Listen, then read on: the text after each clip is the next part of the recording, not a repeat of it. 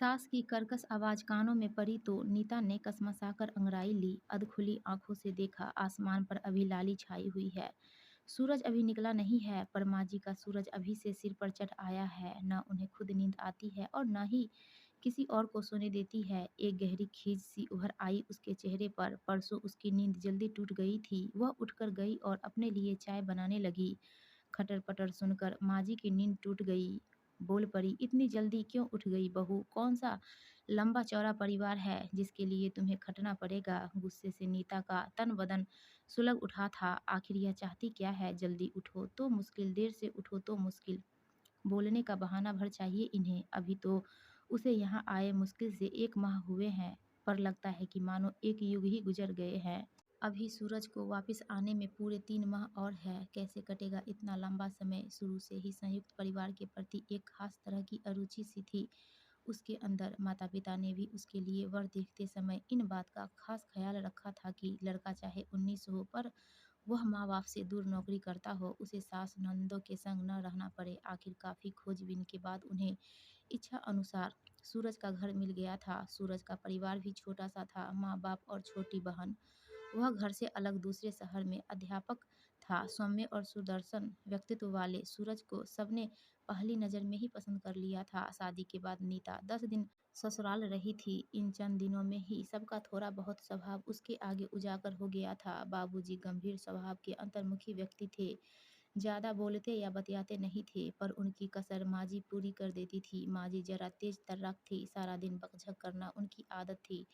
ननद मीनू एक प्यारी सी हंसमुख लड़की थी, उसकी हम उम्र थी। माँ जी हर बात में नुक्ताचीनी करके बोलने का कोई न कोई बहाना ढूंढ लेती थी, पर उनकी इस आदत पर न कोई ध्यान देता था और न ही उनकी बातों को गंभीरता से लेता था। बाबूजी बस हाँ हूँ करते रहते। 10 दिन बाद ही सूरज नौकरी पर वापस गया तो वह भी साथ चली गई थी। सूरज को कॉलेज के पास ही मकान मिला हुआ था। नीता ने घुसर हाथों से जल्दी ही अपनी गृहस्थी जमा ली। सूरज भी अपने पिता की ही तरह धीर गंभीर था। नीता कई बार सोचती कि एक ही परिवार में कैसा विरोधाभास है, कोई इतना बोलने वाला है और कोई इस कदर अंतर्मुखी। अभी उसकी शादी को 3 माह ही हुए थे कि सूरज को विश्वविद्यालय की ओर से 6 माह के प्रशिक्षण के लिए इटली भेजने का प्रस्ताव हुआ। नीता भी बहुत खुश थी। सूरज उसे बाहों में समेट कर बोला था, नीता तुम्हारे कदम बड़े अच्छे हैं, बड़े दिनों का अटका काम हो गया। 6 माह तो माँ और बाबूजी के पास रह लेना, उनकी भी बहू का चाव पूरा हो जाएगा। नीता जैसे आसमान से गिरी। इस ओर तो उसने ध्यान ही नहीं दिया था। अचानक उसकी आंखें भर आई और बोली,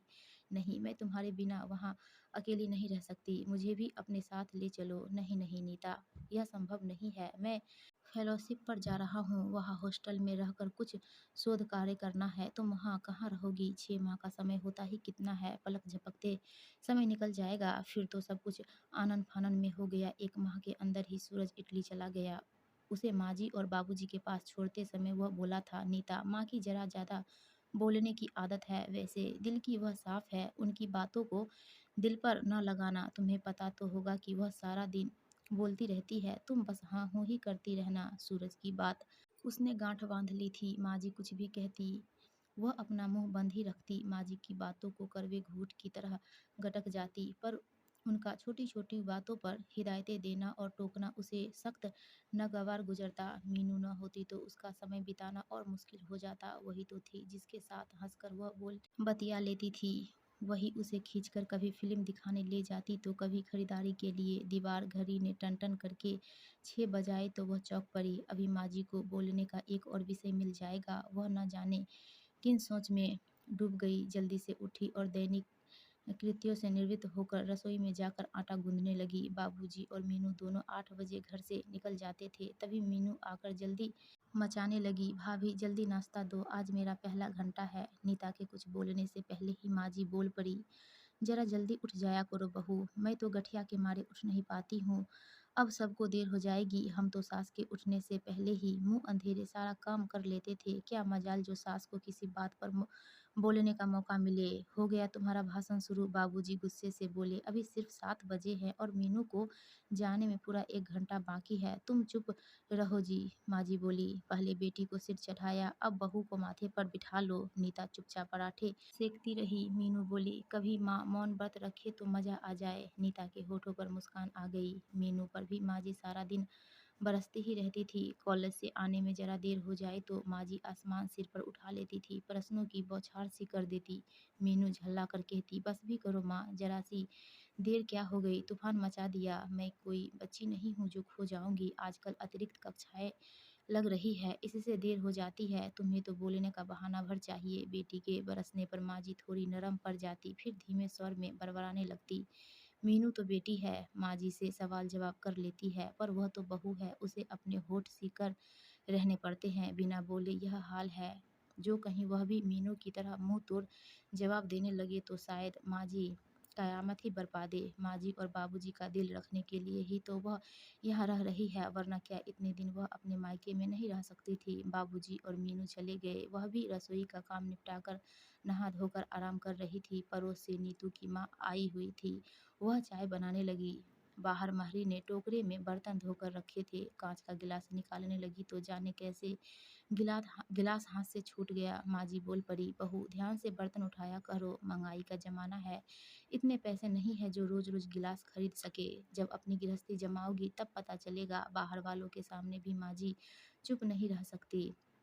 नीता की आंखों में क्रोध और क्षोभ के आंसू आ गए। चाय देकर वह अपने कमरे में आकर लेट गई। उसने कभी अपने माँ बाप की नहीं सुनी और यहाँ दिन रात माँ जी की उल्टी सीधी बातें सुननी पड़ती है। रात खाने के समय नीता ने देखा कि दही अभी ठीक से जमा नहीं है। माँ जी का बोलना फिर शुरू हो गया, तुमने बहुत ठंडे या बहुत गर्म दूध में खट्टा डाल दिया होगा, तभी तो नहीं जमा दही। अगर ध्यान से जमाती तो क्या अब तक दही जम न जाता। सूरज को तो दही बहुत पसंद है, पता नहीं तुम वहाँ भी दही ठीक से जमा पाती होगी या नहीं। बाबूजी बोल पड़े, ओह, अब चुप भी रहोगी या बोलती ही जाओगी। तरी वाली सब्जी है, दही बिना कौन सा पहाड़ टूट रहा है। तुम्हें खाना हो तो हलवाई से ले आता हूँ। बहू पर बेकार में क्यों नाराज हो रही हो। माँ जी खिसियाकर बोली, लो और सुनो, बाप और बेटी पहले ही एक और थे, अब बहू को और शामिल कर लो गुट में। नीता शर्म से गरी जा रही थी। माँ जी के तो मुंह में जो आया बोलने लगती है, किसी का लिहाज नहीं। खाना खाकर वह कमरे में आई तो उसके मन में क्रोध भरा था। अब वह यहाँ हरगिज नहीं रह सकती। 3 माह जैसे तैसे काट लिए हैं, पर अब और नहीं रहा जाता। उसकी सहन शक्ति अब खत्म हो गई है। हर बात में टोका टाकी, भाषणबाजी, आखिर कहाँ तक सुन सकती है वह। कभी कपड़ों में नील कम है तो कभी बैगन ठीक से नहीं भुने हैं, कभी चाय में पत्ती ज़्यादा है तो कभी सब्जी में नमक कम। बिना वजह छोटी छोटी बातों में लंबा चौड़ा भाषण झाड़ देती है। बर्दाश्त की भी हद होती है। अब वह यहाँ और नहीं रहेगी। वह उठकर भैया को खत लिखने लगी। मायके में जाकर सूरज को भी पत्र डाल देगी कि भैया लेने आ गए थे, सो उनके साथ जाना पड़ा उसे। सुबह माँ जी की आवाज़ कानों में पड़ी, उठो बहू, सुबह हो गई है। वह उठने लगी तो उसे अचानक चक्कर सा आ गया। उसने उठने की कोशिश की तो कमजोरी के कारण उठा न गया। हल्की झुरझुरी सी चढ़ रही थी, सारा बदन टूट रहा था। वह फिर लेट गई और बोली, माँ जी मेरी तबीयत ठीक नहीं है।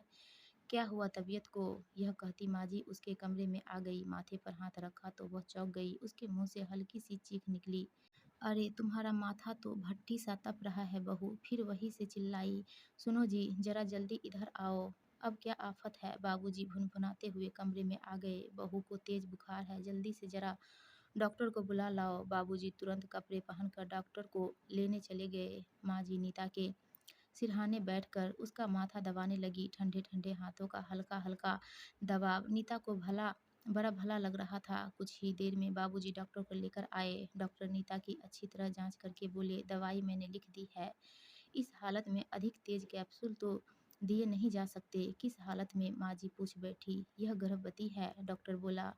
बुखार ठंड से चढ़ा है, तुलसी अदरक की चाय भी पिलाती रहे, 1-2 दिन में बुखार उतर जाएगा। माँ जी के आगे एक नया रहस्य खुला। नीता ने तो इस बारे में उन्हें बताया ही नहीं था। वह बड़बड़ाने लगी, अजीब लड़की है यह। अरे मैं सास सही, पर सास भी माँ होती है, मैं तो इससे सारा काम कराती रही और इसने कभी बताया तक नहीं कि कुछ खास खाने का मन कर रहा है। ये आजकल की बहुएँ भी बस घुन्नी होती है। एक हमारा ज़माना था, हमें बाद में पता चलता था और सास को पहले से ही खबर हो जाती थी। अब बताओ, मैंने तो कभी इससे यह भी नहीं पूछा कि क्या खाने की इच्छा है, तो अब पूछ लेना काफ़ी वक़्त पड़ा है।